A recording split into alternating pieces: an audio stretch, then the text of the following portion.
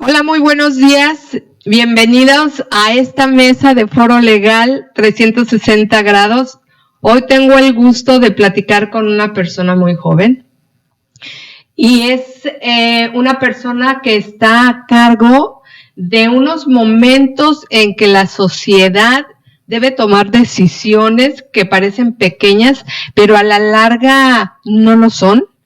Un día marcas una boleta, cruzas una opción y sigue la vida. Pero de repente esa decisión empieza a aparecer en lo cotidiano. Hoy en Foro Legal hablamos de esa responsabilidad de decidir como ciudadanos y tenemos el gusto de presentar al magistrado Arturo Sandoval Torres, quien es magistrado del Tribunal Electoral aquí en el estado de Yucatán. Y déjenme decirles que es una persona muy joven. Creo que es el más joven de los magistrados en el tribunal a nivel estatal, pero a nivel nacional creo que es el segundo también más joven. Entonces, bienvenido a esta mesa de diálogo de Foro Legal 360 grados, magistrado, qué gusto. Muchas gracias, buenas tardes Adriana, a ti y a tu auditorio, gracias por la invitación. Y pues sí, la juventud afortunadamente es un bono con el que cuento actualmente. Sí, soy el magistrado electoral más joven de todo el país a materia local, hablando de tribunales locales, soy el magistrado más joven, y hablando ya incluyendo a los tribunales federales, soy el segundo. Pero joven. Pero sí. Y creo que esa parte de ustedes joven tienen otra visión, ¿no? Otra visión en cuanto a este tema electoral se refiere, porque vamos, yo soy de la vieja guardia y sí lo veo diferente a lo mejor a lo que ustedes lo ven ahora, ¿no? Y esa visión les permite ver o tener otras decisiones y otra forma de ver dentro del cuerpo que forma todo el poder, el tribunal electoral. Es correcto, quiero pensar que mi juventud puede aportar al tribunal en la perspectiva no solo jurisdiccional, no solo claro, en cómo un joven puede ver los problemas jurídicos actualmente, también podemos imprimir un poco de lo que vivimos, de hecho, los jóvenes actualmente, ¿no? ¿Cuál es nuestra relación con la política, con las elecciones? Un tema muy importante, las redes sociales, porque las redes sociales juegan un papel importantísimo ahorita en los procesos electorales, la inteligencia artificial, también, todos esos temas que nos aquejan, no solo puntualmente en temas como los procesos electorales, sino que literalmente implican un reto, incluso para nuestras propias vidas como jóvenes, lo que nos viene hacia adelante con el tema de redes sociales e inteligencia artificial, pues creo que podemos aportar un poco de esa perspectiva en lo jurisdiccional, pero creo también que aporta un poquito en lo administrativo, en cómo funciona el tribunal, por ejemplo, hablando del tema de las redes sociales, ¿no? Cuando yo llego al tribunal me encuentro que el tribunal electoral no tiene ninguna red social, no tiene casi relación con medios de comunicación, no tiene el control de lo que yo llamo o construcción de una narrativa de lo que es el tribunal, ¿no? Y fue de lo primero que le marqué cierta importancia en el tribunal, impulsar la relación con medios de comunicación, impulsar que tengamos presencia en las redes sociales y construir una narrativa de lo que es el tribunal y la legitimación de lo que resolvemos. Y fíjate, me permites hablar de tú. Fíjate que eso que dices es sumamente importante hoy en día. Esta parte de las redes sociales para que conozcan al órgano es esencial. Y bueno, vamos a la edad, pues creo yo que la gente que estaba antes no era pues de la juventud, era de la vieja guardia y obviamente nosotros nos da cierto temor esto de las redes sociales. Pero además de esto, a mí me gustaría que se hiciera, y precisamente para eso sirven estas redes sociales, este tipo de programas, para hacer esa diferencia de qué es el tribunal y de qué es el Instituto Nacional Electoral, porque creo que muchas de las personas que nos escuchan y nos ven como que tienden a confundir que es lo mismo y decir es lo mismo, y no. Yo lo pondría así como que uno pone las reglas y el otro es el que dice aquí va bien y aquí está mal, ¿no? Para mí. Pero mucha gente pues desconoce este tipo de temas y creo que es interesante sobre todo hoy en día de saber esa diferencia entre estas dos. Sí, es una duda que es constante en las personas que llegan con nosotros al tribunal, y por eso justamente es importante dar una comunicación correcta de qué hacemos en el tribunal y tener presencia con la sociedad yucateca, para que sepan lo que hacemos. Claro. ¿No? Yo, aprovechando, por ejemplo, ahorita los tiempos de fútbol, que están ahorita muy de moda por el tema del Mundial, pues yo diría, el YEPAC y el INE son autoridades administrativas. Ellos son los árbitros. Exacto. Ellos son los árbitros que están viendo que a la hora del partido el equipo rojo no dañe al azul y que no le haga una falta que no debe, ¿no? Y en el momento está organizando el juego. Que, por cierto, las reglas del juego ya están establecidas desde antes. Claro. Todos las conocen, ¿no? Y diría yo que el tribunal tiene más la figura como del organizador o la FIFA, de modo que si algo salió mal en el partido, levanta. nosotros podamos resarcir o tal vez incluso decir, oigan, ¿saben qué? El partido no valió. Sí, levanta la tarjeta roja y la tarjeta amarilla, ¿no? Y ya saliéndonos del tema del fútbol, que es como tal lo que hacemos. Claro. El INE lo ubicamos muy bien porque es el que nos da nuestras credenciales, ¿no? Correcto. Y esta credencial, si bien lo utilizamos comúnmente para identificarnos, la realidad es que su finalidad, como lo dice, es credencial para votar. Esa es la finalidad principal de la credencial para votar. El INE, entonces, es el que nos facilita esos insumos para poder votar, donde más están presentes los partidos políticos, se encarga de repartir también el presupuesto para los partidos políticos, claro, en esa cercanía con ellos. Pero los tribunales, como el Tribunal Electoral del Estado de Yucatán, lo que se encarga es de resolver a través de un juicio cuestiones un poco más complejas y a posterior. Primero surge un problema y nos es sometido luego a nosotros.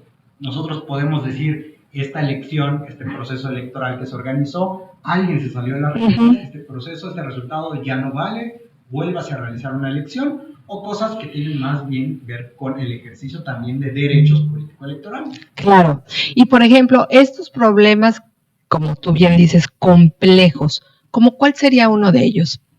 El ejemplo más clásico es que alguien no cumplió las reglas del juego como candidato o candidata. Supongamos, como sabrá la ciudadanía, hay periodos, hay tiempos, hay momentos para todo, ¿no? Y hay un momento en el cual conocemos como campaña, que es cuando las y los candidatos salen a pedir que votemos por ellos. Este periodo de campaña se interrumpe unos días antes de la elección y estos tiempos están con una finalidad de que es que la gente no se atiborre de tanta información, ¿no? Hay un periodo muy específico. Bueno, supongamos que hay candidatos y suele pasar que no se esperan a los tiempos, se adelantan un poquito a los tiempos o cuando es momento de guardar silencio, sigue ellos. ¿no? Bueno, pues ahí el tribunal tiene una injerencia para valorar y sancionar esa acción que está realizando el candidato o la candidata o inclusive sacarlo del juego. ¿Y quién tiene o quién puede hacer presentar estas quejas? Sí, queja o denuncia se hace principalmente ante la autoridad administrativa, que en este caso es el YEPAC. Si habláramos de una elección federal, hablaríamos del INE. Ellos tienen sus unidades técnicas de lo contencioso, donde cualquier ciudadano, candidato contrario, partido político puede denunciar algo que vaya en contra de las reglas del juego, y más o menos como sucede en materia penal. Tienes un ministerio público que integra una carpeta de investigación, investiga todo lo necesario y luego lo lleva con un juez de control, un juez penal. Pasa más o menos con nosotros así. El YEPAC organiza todo, investiga, adquiere la denuncia, hace las primeras investigaciones y posteriormente nos lo entrega a nosotros ese expediente y ya nosotros en definitiva resolveremos si hay que sancionar a alguien, por ejemplo. Y ahorita ya entrando ahora sí más de fondo al tema, ¿cómo está constituido el tribunal? Pues el tribunal se constituye principalmente por lo que se llama pleno. El pleno es el órgano máximo del tribunal que se encarga de administrarlo y de resolver los juicios que atendemos. Son 3. Y este pleno se conforma de 3 magistrados, es la magistrada presidenta y 2 magistrados más que conformamos el pleno. Pero adicionalmente también hay que considerar dentro del pleno al secretario general de acuerdos, porque es el que da fe de lo que realizamos dentro del pleno y porque es además el que traduce administrativamente nuestras decisiones.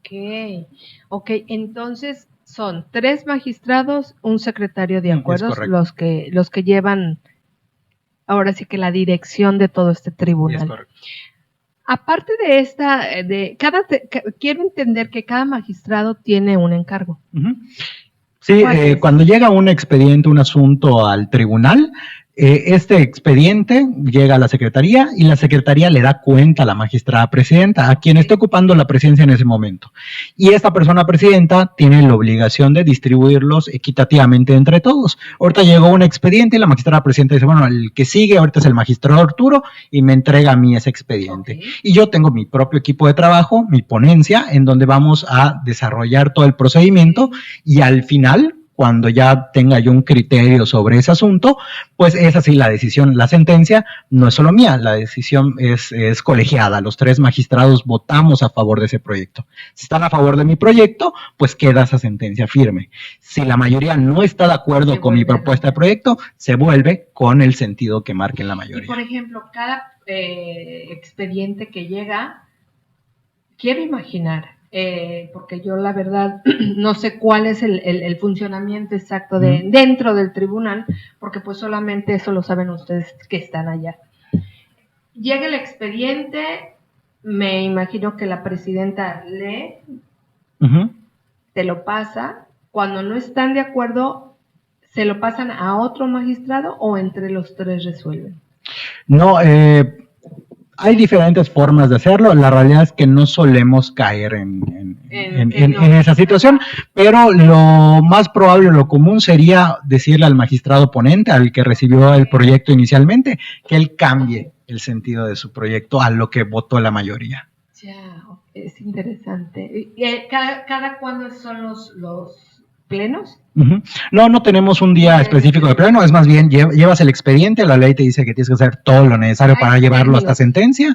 Sí, hay términos, sobre todo están más marcados cuando estamos en proceso electoral. Ahorita que no estamos en proceso electoral, no están tan marcados los tiempos, pero sí siempre hay plazos, hay términos como cualquier procedimiento. Y por ejemplo, ahorita que no hay elecciones, ¿qué tipo de quejas o denuncias llegan? Esa es muy buena pregunta porque las personas pueden llegar a pensar que solo trabajamos en procesos electorales y dirán, bueno, ¿y qué hacen cuando no están en procesos electorales, no? Hace rato te comentaba, resolvemos lo que tiene que ver con las elecciones, una nulidad, por ejemplo, ¿no? Pero también derechos político-electorales. Y esto es muy importante, porque la Constitución nos dice que hay ciertos derechos específicos. Hay un listado de derechos que, si bien ubicamos el derecho a la educación, el derecho a la vida, a la libertad, los generales, hay unos derechos muy específicos que se llaman derechos político-electorales. Estos derechos son exclusivos para quienes somos ciudadanos y ciudadanas mexicanas. Los niños, por ejemplo, no pueden acceder a estos derechos, solo para nosotros. Y dentro de estos derechos está el poder votar, el ser votados, el afiliarnos, el asociarnos para formar un partido político o ser parte de uno. Pues ya en últimos tiempos se agregaron temas como también poder participar en consultas populares o revocación de mandato. Y tiene otras dimensiones además que se han desarrollado a través de los tribunales estos derechos, ¿no? Pero bueno, estos derechos pues están en la Constitución, están reconocidos y las personas sufren violaciones a sus derechos fuera de los procesos electorales. No pueden esperar a que haya un proceso electoral para reclamar eso. ¿Y qué ejemplos hay de violaciones a derechos político-electorales? Uno que tiene mucho auge actualmente es el de violencia política de género. La violencia de las mujeres no sucede solo en los procesos electorales, sucede en todo tiempo y en todo momento, ¿no? Y las mujeres que sean actoras políticas, que estén ocupando un cargo de elección popular, que tengan que ver con un proceso electoral derivado de pues pueden reclamar cuando un actor político les impide ejercer debidamente el cargo o reciben, esto se ha visto en redes sociales, ¿no? Mensajes que ataquen y denigren a la mujer en su ámbito político por el mero hecho de ser mujer. Bueno, hay acciones que se pueden tomar en contra de esa violencia y para ello pueden acudir tanto al YEPAC y al INE como también al tribunal para reclamar esas cuestiones. Otro ejemplo muy clásico que es prácticamente de todos los días que vemos en el tribunal. Y es que se ha entendido que ejercer tu derecho a ser votado no se agota únicamente con que aparezcas en la boleta y que voten por ti. El ser votado implica que puedas ocupar ese cargo realmente por el que te eligieron, el que puedas tener todo lo necesario para llevar a cabo, al final de cuentas, lo que es la voluntad popular. Bueno, pues pasa que a veces los órganos de gobierno se conforman por varios partidos. Un ejemplo claro es los ayuntamientos que se conforman por el presidente municipal, sus regidores y regidores de oposición. ¿Qué pasa con esta figura? Que el alcalde es el que le paga el salario a su oposición.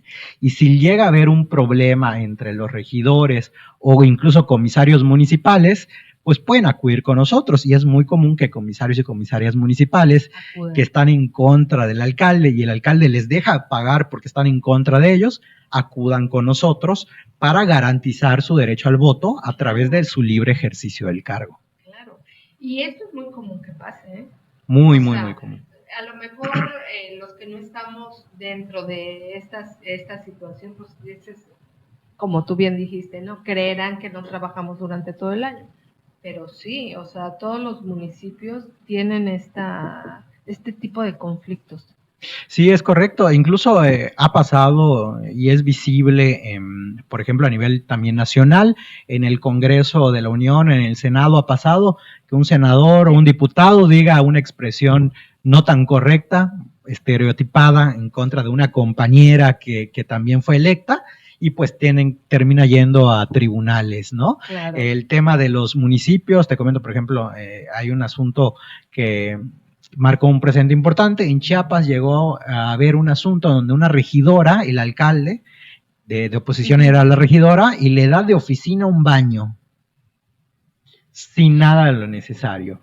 ¿Por qué? Porque es opositora y bueno, en ese momento se acreditó que también habían motivos de género, lo estaba haciendo porque la menospreciaba por ser mujer, claro. Consideraba que no tenía voz dentro de las discusiones del ayuntamiento y pues ese asunto llegó a tribunales incluso federales. Que eso también es muy típico que pase cuando la gente es oposición, ¿no? Siempre tratan de, lo voy a decir, es una palabra que a lo mejor no sí aplica, pero bueno, denigran a la persona que llegan haciendo este tipo de cosas, ¿no? Te dan lo menos a comparación de lo que a lo mejor él tiene o el que el de su partido tiene. Y eso pues no es correcto. Entonces, para eso es importante el tribunal. Y muchas veces la gente dice, no, es que voy al INE, ¿no? O sea, eso. Entonces, es bien importante diferenciar que el INE es uno y el tribunal es otro. Correcto, sí. Ahora bien, en esta parte de los tiempos electorales, tú bien dices, hay tiempos. ¿Qué pasa cuando esos tiempos no son respetados? O antes o después, porque tienen un principio y un fin. Uh-huh. En tiempos electorales, pero siempre habrá quien o se adelante o se diga, no, un día más, 2 días más. Horas más también cuentan, ¿es correcto? Sí, es correcto. Sin embargo, hay parámetros para resolver este tipo de asuntos, ya están bien definidos. Hay que tomar en consideración otros aspectos. El tiempo, como bien dices, el momento en el que lo haces influye mucho. No es lo mismo que te adelantes un día antes al periodo de campañas, a que lo hagas el día justo antes de la elección, uh-huh. donde está prohibidísimo que pidas el voto, ¿no? Pero también tiene que ver con qué mensaje, cómo fue. A veces los actores políticos cometen infracciones sin que lo piensen, a veces son sus propios equipos que no cuidan alguna cuestión. Por ejemplo, algo que pasaba cuando se empezó a dar la protección del interés superior del niño y la niña, pues es que varios actores estaban acostumbrados a la clásica foto política con el niño, le estás dando un beso al bebé, incluso sigue pasando con personas con discapacidad o adultos mayores que los utilizan para cierta publicidad. Y cuando surgió este tema, pues justamente fue de, oigan, los niños y las niñas no pueden ser material para que ustedes hagan su marketing político, ¿no? Y pues ahí ha pasado situaciones en donde están en un meeting y hay niños, niñas que es incidental y pues se fue, digamos, bajando la gravedad del asunto cuando es incidental. No te quita también la culpa, el que tú tengas que tener cuidado, pero sí hay forma de graduar esas actuaciones, ¿no? Lo mínimo que te puede pasar es que te amonestemos ahí, queda nada más de, oye, incumpliste la norma, nada más ten en cuenta que ya no la vuelvas a cumplir, pero lo más que puede pasar, y ha pasado, de hecho pasó en la pasada elección de 2024, a un alcalde le quitaron el triunfo de la elección, porque hizo, entre otras acciones, manifestaciones y solicitudes de voto los días antes de la jornada, durante el silencio electoral, y eso que implicó que aquí en el estado tuvo que haber una elección extraordinaria en ese municipio. Okay. Oye, y por ejemplo, yo como ciudadano, ¿qué necesito saber del Tribunal Electoral? Lo que tienen que... ¿Para qué está? Lo primero es que somos parte de un sistema que da legitimidad a la voluntad popular. Todo es parte de un entramado, de un sistema que busca dar certeza en los procesos electorales. Tú como ciudadano tienes que saber y tener la certeza de que lo que votaste el domingo, el día de la jornada electoral, sea justo y se va a quedar así. Porque los golpeteos no terminan ese día. Para muchos de los ciudadanos ese día terminó la jornada, ya no vemos más campañas, ya se acabó la publicidad y todo, pero sigue la discusión fuerte en los actores políticos. Y ellos van a pelear lo que sea por cambiar un resultado que no les benefició. Y es donde más especial tenemos que tener atención las autoridades, tanto la autoridad administrativa como nosotros, es que la voluntad del pueblo realmente se garantice, o que todo lo contrario, si se afectaron los principios del proceso electoral, pues ver que se repare o se haga una nueva elección para que realmente la ciudadanía vote.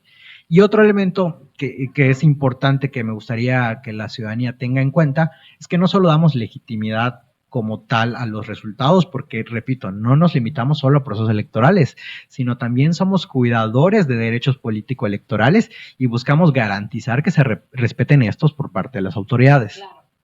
Y, por ejemplo, los notarios juegan un papel muy importante en esto. Pues la legislación electoral nos marca que los notarios tienen el papel de estar incluso a disposición las 24 horas del día durante la jornada electoral, porque es una obligación que está dentro de la norma, que pueden ser requeridos con la finalidad de que den fe de alguna situación que está sucediendo el día de la jornada electoral. Y, por ejemplo, yo como ciudadano, ¿qué no veo el día de las votaciones? O sea, ¿qué no veo que ustedes sí ven? Híjole, yo diría que el escrutinio en el cómputo, más o menos ubicamos que votamos, se cierra la casilla y se quedan ahí algunos ciudadanos y ciudadanas a contar los votos. Ok. Sin embargo, lo importante empieza ahí, porque esos votos se meten dentro de la urna y hay que llevarlos a algún lugar. Alguien tiene que vigilar que llegue esa urna, que no se vuelva a abrir, que guarde todos los elementos de seguridad y va a llegar a un consejo de la autoridad. Y ahí se van a dar los primeros golpes entre los partidos. Y desde ahí, desde ese momento, desde esa noche, van a empezar los problemas que tienen que ver con esto. Y, por ejemplo, ¿qué protección? Por ejemplo, yo soy la que llevo la urna de los votos al lugar donde me digan. ¿Qué protección tengo yo de que en el inter de donde esté la casilla a donde estén ustedes, tiene esa persona? Porque es mucha responsabilidad también. Sí, a mí una de las mayores garantías que señalo dentro del proceso electoral, aunque no lo creerán muchos, son los partidos políticos. ¿Por qué los partidos políticos ayudan a garantizar el resultado? Porque todos los partidos políticos están presentes en la mesa de casilla, ¿no? En la mesa de casilla, sus representantes de partido en la mesa de casilla, durante el escrutinio y también en las autoridades electorales, administrativas, tienen presencia. Por lo que ellos están vigilando el 100% del tiempo entre ellos. Ellos mismos son los que se están tirando, pero a la vez vigilando de que no haga nada indebido, el contrario. Y eso ayuda mucho porque hay como en materia penal, hay una cadena de custodia también del paquete electoral, ¿no?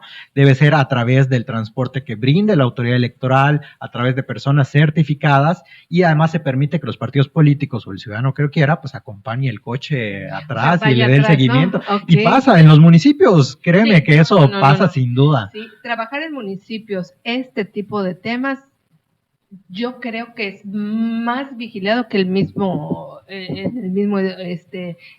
la cabecera municipal. Definitivamente. Sí me ha tocado y son muy recelosos de todo. Y por ejemplo, ¿qué pasa cuando dice, acabo, un ciudadano dice, no, mi voto no cambia nada en la estadística? Un voto es un voto. Exactamente, un voto, y aunque no lo crean, hay elecciones que se han hecho para atrás por un voto. Por un voto se ha perdido o se ha ganado. Ha pasado incluso acá en Yucatán. Y, por ejemplo, ¿cuál es la importancia de que un ciudadano, y lo voy a decir porque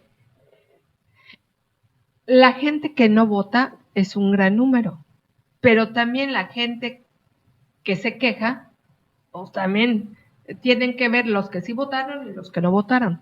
¿Por qué es importante que el ciudadano ejerce el voto? Es importante porque es uno de los principales mecanismos que tenemos para traducir nuestra voluntad. Yo lo entiendo. Sé que muchas veces nuestro voto no se ve reflejado con las decisiones que toman algunos gobiernos, claro, algunas autoridades. Sé que puede haber una desconexión entre estas cosas, pero es una realidad que es uno de los mejores mecanismos que tenemos para traducir nuestra voluntad.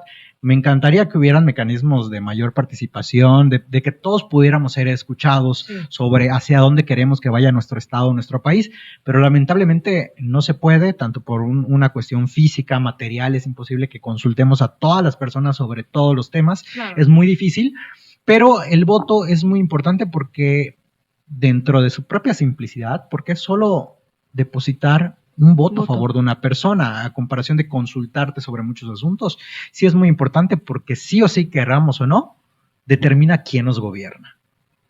Por eso es muy importante. Yo siempre he dicho, tenemos el gobierno que quisimos, porque votamos. Así de fácil, ¿no?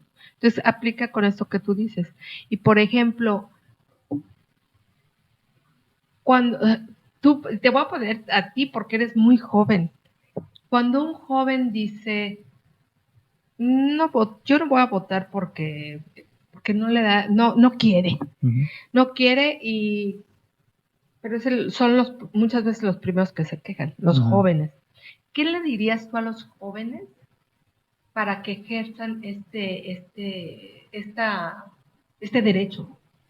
Pues mira, de acuerdo a datos del INE, hubo una gran participación ciudadana en la elección del 2024 de votaciones. Yucatán, por ejemplo, fue el estado que más votó de toda la República. Eso nos habla de cierta cultura democrática y cívica que tenemos en Yucatán. Y los datos nos arrojan que los jóvenes son justamente los que menos van a votar.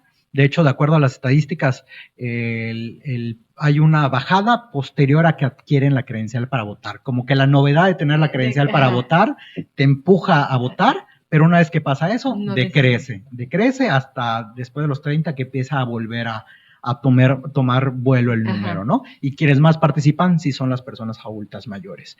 Sin embargo, yo soy crítico en esto, porque si bien acabo de decir que el voto es importante y determinante dentro de la vida democrática por su utilidad, no es el único mecanismo de participación ciudadana y yo creo que no se debe valorar o medir a los jóvenes únicamente con este parámetro.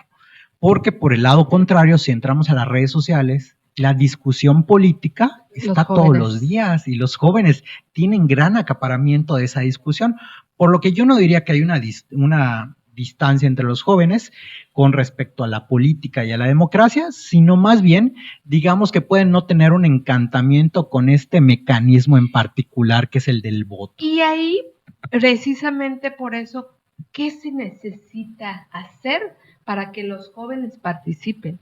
Porque si bien es cierto, dices tú, en redes sociales los primeros que opinan, los primeros que critican, los primeros que son los jóvenes y son muy duros a veces con sus críticas.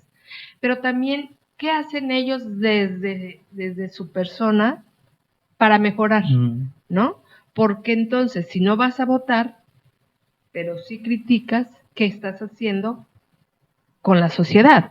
Porque también hay que ser conscientes a los jóvenes de eso, que son parte de una sociedad y que ellos al final del día van a ser a lo mejor los políticos del mañana y que tienen que tomar las riendas desde ahora y empezando por votar, ¿no? Sí, es correcto, es muy importante, pero también consideraría que muchas veces son relegados de las discusiones. Muchas veces no se les toman en cuenta con cosas que son de gran calado y que les van a terminar afectando en un futuro, ¿no? Por ejemplo, el tema de las pensiones, el problema de que nos enfrentamos los jóvenes con las pensiones, y si le preguntamos a los jóvenes, oye, ¿estás totalmente de acuerdo, felices con las decisiones que se están tomando para tu futuro actualmente? Pues no. Y entiendo que esto puede ser el desencanto para no ir a votar, pero a la vez yo creo que tiene que ser el motor que te impulsa a decir, tengo que votar porque no me están tomando en cuenta, porque no están tomando las decisiones que me van a afectar a mí en un futuro.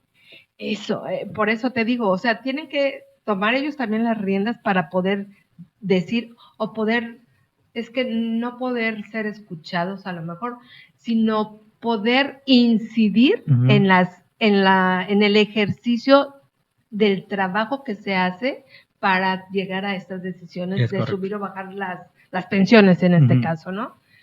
Sí es muy importante la juventud, es importantísima.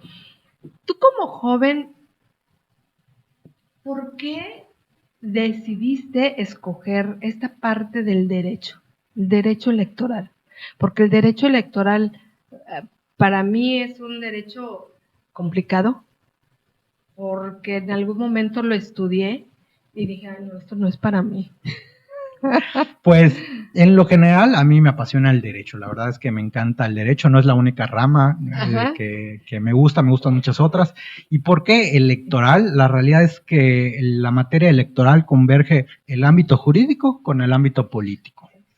Y a mí en general la política me encanta, me gusta muchísimo. Muchas personas dicen que estoy loco, pero para mí inicia un proceso electoral y yo estoy fascinado, me encanta todo lo que pasa, incluso los golpes y todo eso, porque trato de verlos de forma despersonalizada. Claro. Yo no tengo una pasión hacia un partido, hacia una ideología política en lo particular, sino más bien me gusta como crítica social, el cómo las sociedades se organizan y distribuyen el poder público. A mí me llama muchísimo la atención ese tema desde hace mucho tiempo y por eso la materia electoral me gusta, convergen el ámbito jurídico con también el ámbito social y político. Y fíjate que yo trabajo del lado de las emociones y las emociones resurgen muchísimo en esta época, bueno, en las épocas electorales.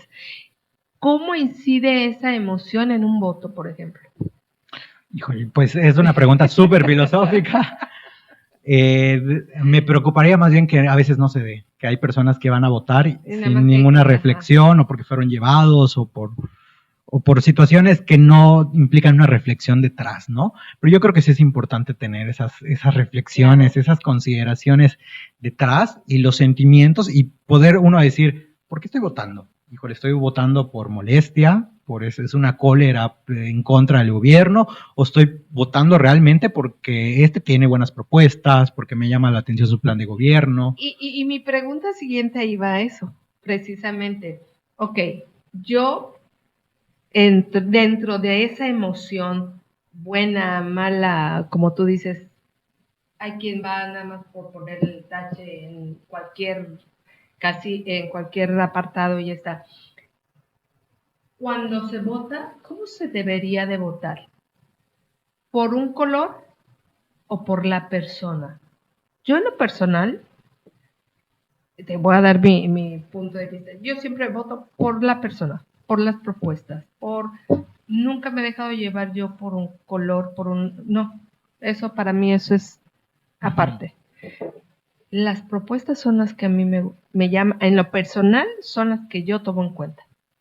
Sí, efectivamente, digo, no considero yo tener la autoridad para decirle a las personas cómo votar o qué tomar en cuenta para votar, pero sin duda yo creo que lo primero tendrían que ser las propuestas. Efectivamente, como tú mencionas, la propuesta es lo central, posteriormente la persona, que tú puedas decir, tiene estas propuestas, pero coincido que estas propuestas no las va a cumplir porque se salen de su propia ideología, porque sus propios mensajes en otro momento me hacen considerar que esto que me está diciendo es pura paja, o porque realmente puede ir incluso en contra de su propio partido, ¿no? Una propuesta, y a veces las dan porque eso te va a garantizar el voto, pero más adelante las dejan de fuera. Por eso sí tienes que considerar esta persona es congruente realmente con su plan de trabajo, con sus propuestas. Y sobre todo congruencia. Es porque correcto. También hay gente que te da una propuesta que la lees y dices, ay no, esto, pues no se va a dar, ¿no?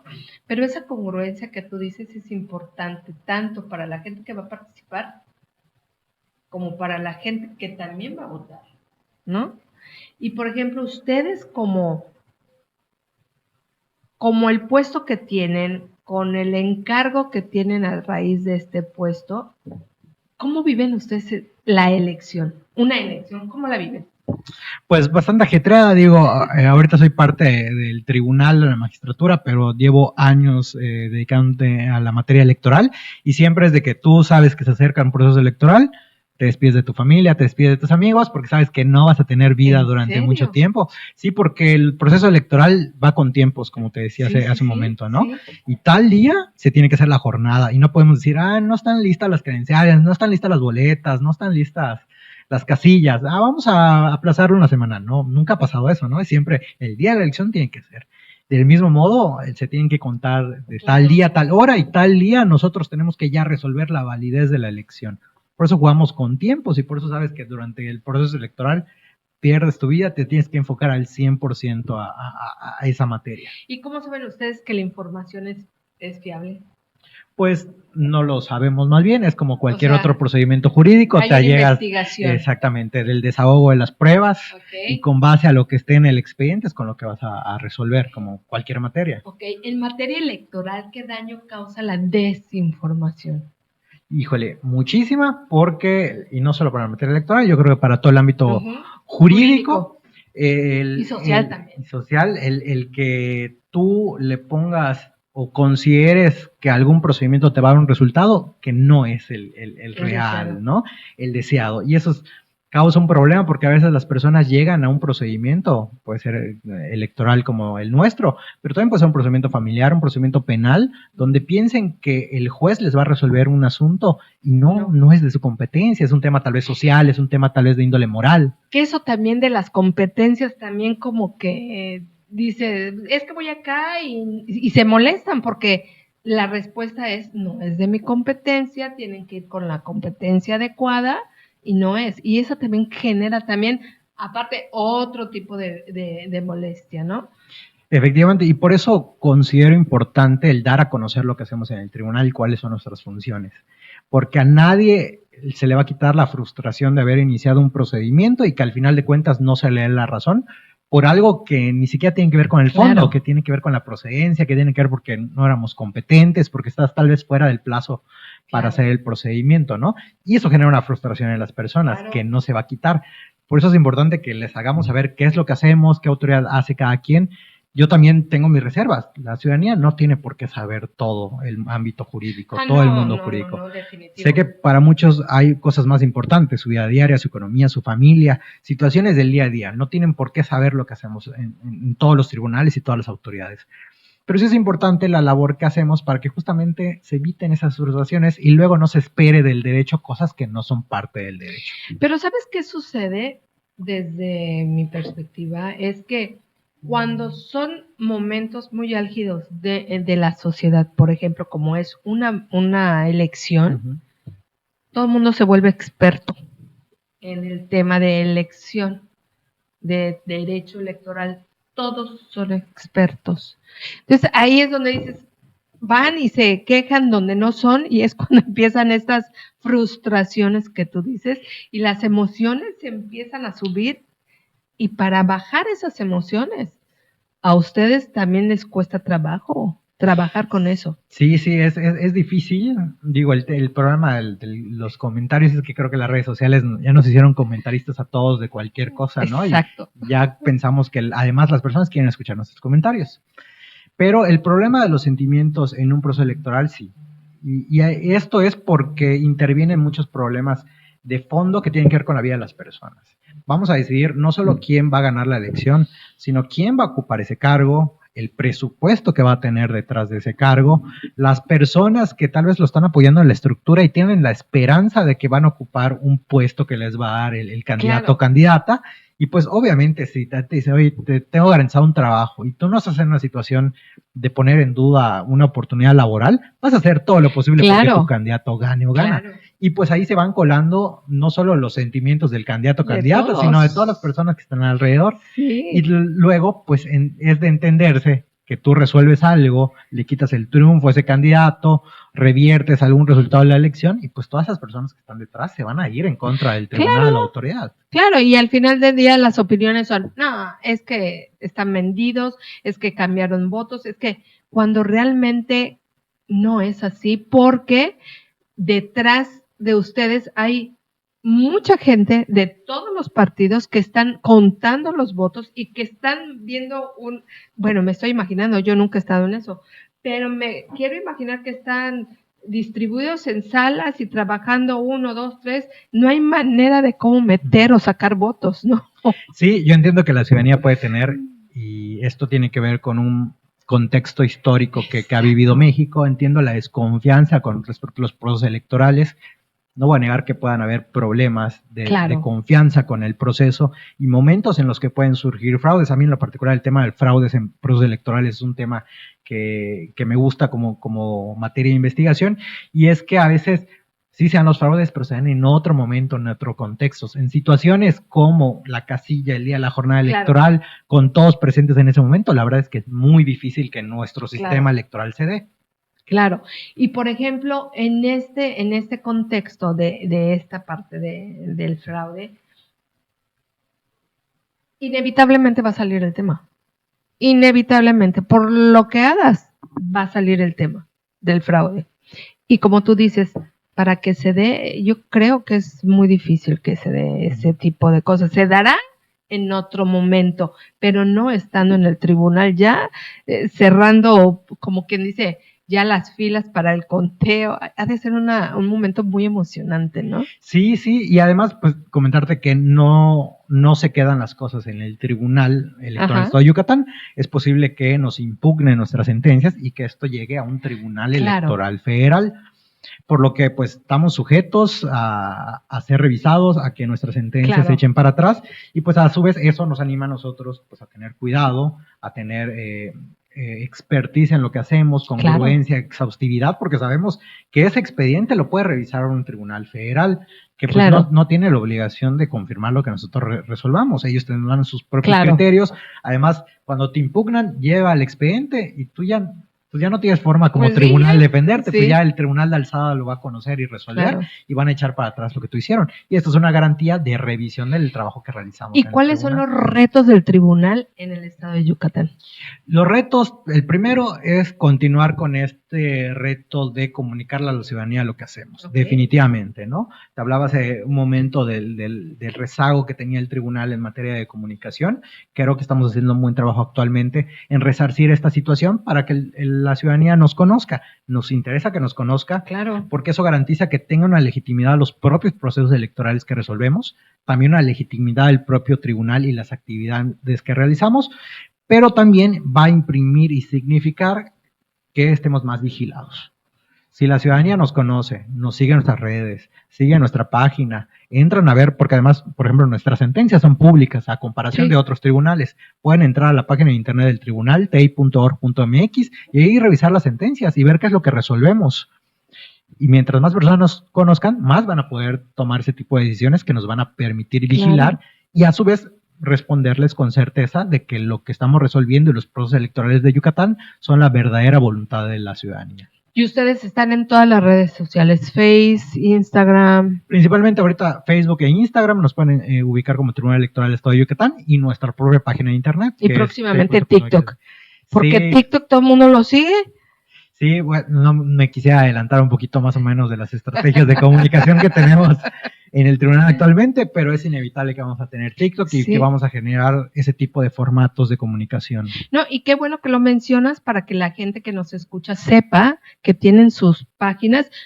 ¿Lo podrías repetir otra vez en las páginas para que sigan al Tribunal Electoral? Pues pueden poner Tribunal Electoral del Estado de Yucatán, así en Facebook, en Instagram, y les vamos a salir, o TEI, que es TEY, que es las iniciales del tribunal, y sobre todo nuestro principal medio de comunicación es nuestra página de internet, que es www.teey.org.mx.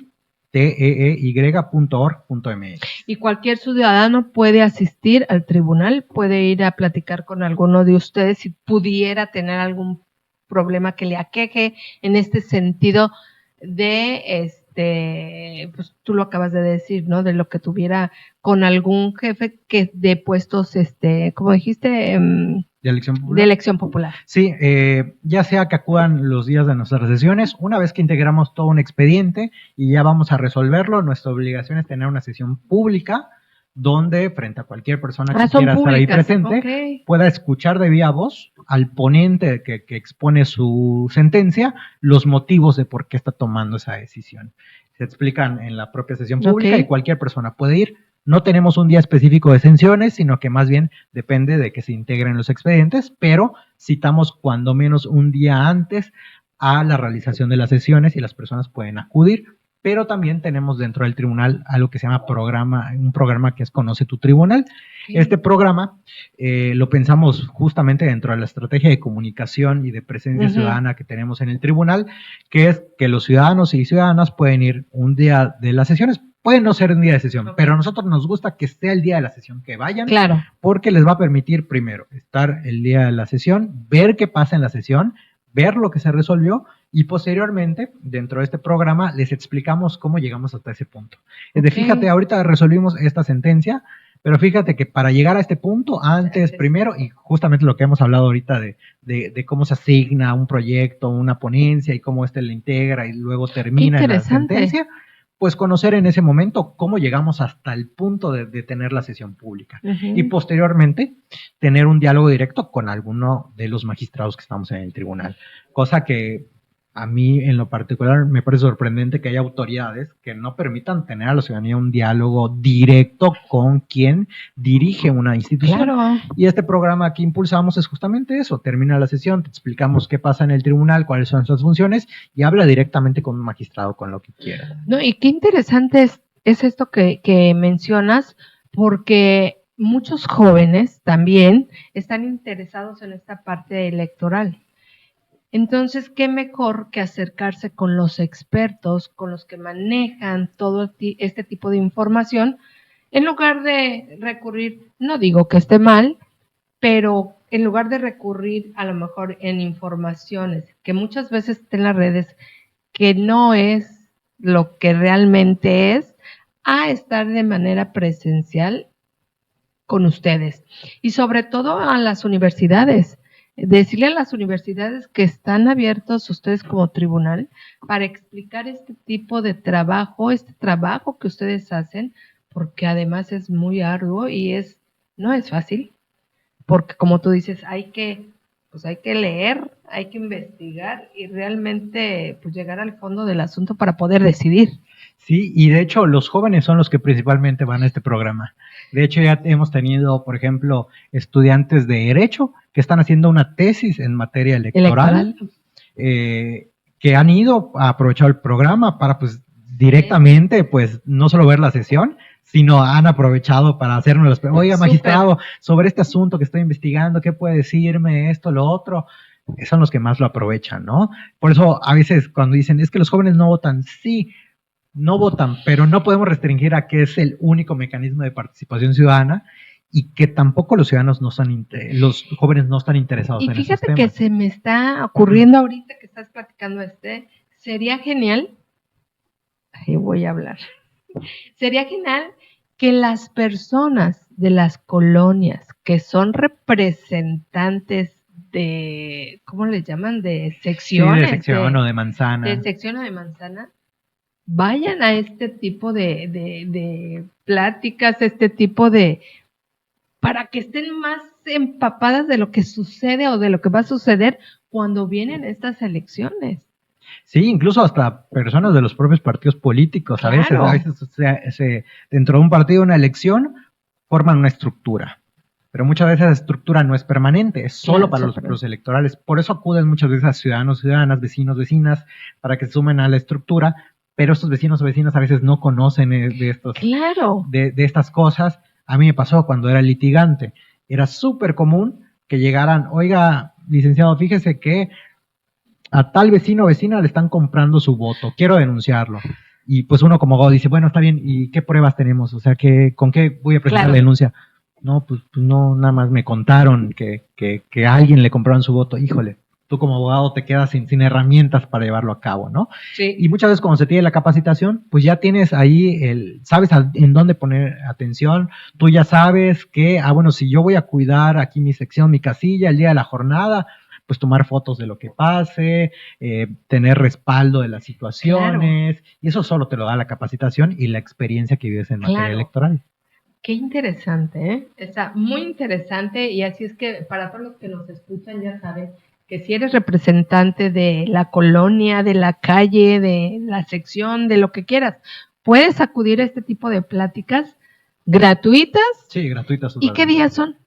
Cuando las personas quieran, nada más que se comuniquen con nosotros y nos ponemos de acuerdo, agendamos una cita, pero no da cuenta, yo sugiero porque es como que la experiencia completa, Claro. que sea un día de sesión pública. Lo que pueden hacer, por ejemplo, si hoy mismo están interesados, pues contáctenos, échenos una llamadita, un mensaje en el inbox ahí en nuestro Facebook, y nosotros dejan sus datos para que les avisemos, oigan, ¿sabes qué, Juanito Pérez? Tal día vamos a tener sesión. ¿Te parece que ese día vienes, la tomas y luego te damos la plática? Adelante. Qué interesante. Entonces ya saben, para los que estén interesados en el derecho electoral, saber de elecciones, saber de qué pasa en las votaciones, perdón, están abiertas las puertas del tribunal, nada más tienen que, lo voy a poner como registrarse en la página del Facebook. Para que los vayan enlistando y que se vayan comunicando con todos los que estén interesados. Y Arturo, me gustaría saber, ¿qué música te gusta? Bueno, a mí me gusta, soy más de rock, de punk, un poco de metal, un poco de electrónica, son como que otra los tipos de música. ¿Y qué te gusta leer? Que no sea un libro de derecho. Que no sea derecho, pues ciencias sociales y filosofía, es como que de mis mayores pasiones, lo que más me gusta, finanzas, que de hecho ahorita que lo pienso, me apasiona mucho la filosofía y las ciencias sociales, pero creo que finanzas en número es lo que más suelo leer, que suelo leer todos los días. Entonces, si no hubieses escogido derecho, ¿hubieras escogido finanzas? No creo, yo desde la primaria quería ser abogado, o sea, fíjate. Siempre, y retomando un poco lo de la política y las elecciones, sí. Yo recuerdo como un hito muy importante en mi cabeza la elección del 2000. Okay. La elección del 2000, no por quién haya ganado qué partido, porque yo tenía además 10 años en ese momento, 9, 10 años, pero sí recuerdo muy bien estar viendo la televisión cuando ya se dieron los resultados y la gente victoriaba, ¿no? al candidato ganador. Eso me llamó muchísimo la cabeza. No sé por qué, desde niño me voló la cabeza el que tantas personas estén congregadas para algo que en mi mente era como que no es algo divertido, o sea, no están por un concierto, no están por un artista, están por un tipo de convicción social, política, ¿no? Y desde entonces me llamó la atención. Yo creo que sí, me hubiese ido tal vez por el tema financiero, economía, tal vez sociología o filosofía, algo por ahí hubiera sido.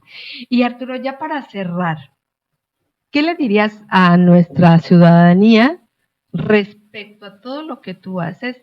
Y se me quedó en el aire ese observador que existe dentro del tribunal, que espero que próximamente sea una plática más de ustedes como tribunal, para que la ciudadanía conozca qué es esta parte del observatorio que existe dentro de este órgano. ¿Qué le dirías a nuestra gente, a nuestra audiencia? Empiezo por lo del Observatorio de Género. El Observatorio de Participación Ciudadana de las Mujeres es un observatorio, es un órgano que se forma por 3 autoridades a su vez, que es el YEPAC, nosotros, el Tribunal Electoral del Estado de Yucatán y CEMujeres. Este órgano tiene como intención ver cómo las mujeres se desenvuelven en materia política dentro de Yucatán y proponer y tomar acciones con base a lo que encuentren, ¿no? En este caso, el Observatorio de Género está presidido por el tribunal. Este observatorio, la presidencia va cambiando año con año, pero nos tocó que en este año es el Tribunal Electoral del Estado de Yucatán y la magistrada Marilena Chachazaf no solo preside a nuestro tribunal, sino también al Observatorio de Género. Bueno, y este Observatorio de Género realiza diversas acciones. Por ejemplo, ahorita que nosotros arropamos dentro del Tribunal Observatorio, estamos realizando, por ejemplo, Martes de Mujeres Pioneras. Ahí si nos siguen en Facebook, ahí subimos infografías sobre mujeres que consideramos relevantes para el desarrollo de la vida política. Por ejemplo, la semana pasada hablamos de Olimpia, hemos hablado de Rita Cetina, de Elvia Carrillo. O sea, tratamos de destacar la figura de mujeres importantes, ¿no? También esto ha llevado a que llevemos pláticas en materia de historia de estas mujeres, lo que han contribuido en la política local. Y también vamos a dar, me parece que en el mes de agosto vamos a dar capacitaciones a periodistas con respecto al uso de mensajes que puedan afectar a las mujeres políticamente, ¿no? Con miras al proceso electoral. Hay capacitaciones, hay formación interna, Súper. Están haciendo también las compañeras del observatorio investigaciones estadísticas con respecto a las mujeres que están en Yucatán ocupando cargos políticos y mapeando a ver si se presentan algunas situaciones en materia de violencia por parte de ellas, ¿no? Así que la verdad es que el observatorio tiene gran impulso por parte de la magistrada presidenta y hay muchas actividades que vamos desarrollando. Pues ojalá y nos quiera acompañar, va a ser bien recibida para hablar sobre este observatorio que suena muy interesante, ¿verdad? Entonces, ¿qué le dirías tú a nuestra audiencia? Pues le diría a la audiencia que estén muy atentos de los procesos electorales, porque estos definen no solo nuestra vida cotidiana, sino que definen quiénes nos van a gobernar. Y pues nos queda muy claro que los gobernantes toman decisiones todo el tiempo. Sin embargo, yo no lo dejaría solo con votar. La verdadera cultura democrática y el compromiso que tenemos que tener con la civilidad, con el civismo, no se agota únicamente con el día de la elección. Hay que ser muy vigilantes de lo que hacen nuestros gobernantes, pero también los invitaría a ser vigilantes no solo con los propios gobernantes, sino también en ser vigilantes con incluso nosotros las autoridades. Yo los invito a que sean vigilantes de lo que hacemos en el Tribunal Electoral del Estado de Yucatán, no solo a los actores políticos, no solo a los procesos electorales, sino también a nosotros mismos, porque lo hemos reiterado, somos un tribunal de puertas abiertas y un verdadero tribunal de puertas abiertas, una autoridad que realmente se diga que es ciudadana, que es abierta, está sujeta al escrutinio. Y por eso nosotros en el tribunal estamos sujetos al escrutinio. Visítenos, pregúntenos, acudan a nuestras sesiones, vean lo que resolvemos en nuestra página de internet, nuestras sentencias y sobre todo, critíquenos y díganos cuando algo no les parezca, cuando algo les parece que reciba una sugerencia de mejora. Estamos abiertos a ese diálogo. Somos un tribunal ciudadano, somos un nuevo tribunal electoral del Estado de Yucatán y de nueva cuenta las puertas están abiertas para todas y todos ustedes. Y que no se olviden de las redes sociales. Sí, en nuestro Facebook, Tribunal Electoral del Estado de Yucatán, o TEI, también nuestra página de internet, tei.org.mx. Arturo, de verdad me dio muchísimo gusto tenerte aquí en esta mesa de diálogo de Foro Legal 360, en donde la democracia no necesita perfección, sino reflexión, y que decidir es asumir porque es una consecuencia colectiva, no es individual. Muchísimas gracias y hasta la próxima.